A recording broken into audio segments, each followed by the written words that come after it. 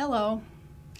I am in the vanguard of the baby boom generation because I was born in April of 1946, which was 11 months after the war in Europe ended and 9 months after we obliterated the civilian populations of Hiroshima and Nagasaki. So the boys came home, and now there is a slew of us. And there's something about us that you may have observed without quite registering it, and it's this. Have you seen this smile on the faces of women between the ages of 50 and 68? Let me do it again. It's the Mona Lisa smile, isn't it? For 500 years, no one has been able to say with certainty why Lisa was giving Leonardo that enigmatic smile. But I can tell you. Leonardo da Vinci captured in oil paints a timeless strategy for smoothing lip wrinkles.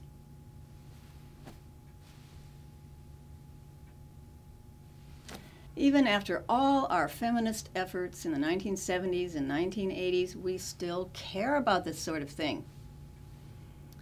Today, women of all ages go around playing peekaboo with their breasts as if they were courtesans at the Palace of Versailles. I will say, for us flower children, we at least had the decency to just go naked. Now, many of you may find it impossible to imagine a time when a teenage girl could feel bad about herself for being too thin. But some of us grew up in the era of Marilyn Monroe and Jane Mansfield. When I was a young teenager, I used to go down to the swimming pool and lie around looking attractive. I had this white bathing suit, and I really looked good in it, except for my neck and my collarbones, and my breasts, and my stomach and my calves and my feet, but everything else looked great. But I had a hard time getting comfortable, because if I lay flat on my back, well, let me demonstrate. When I lay flat on my back, my breasts would disappear across my chest. So I would prop myself up on my elbows. But then I thought that made my neck look too long and skinny. So I would tuck my chin in to camouflage it. But that made my collarbone stick out too far, so I would press my shoulders down. And in those days, I had a very hollow stomach. I didn't want my hip bones jutting through my white bathing suit, so I pushed my stomach out.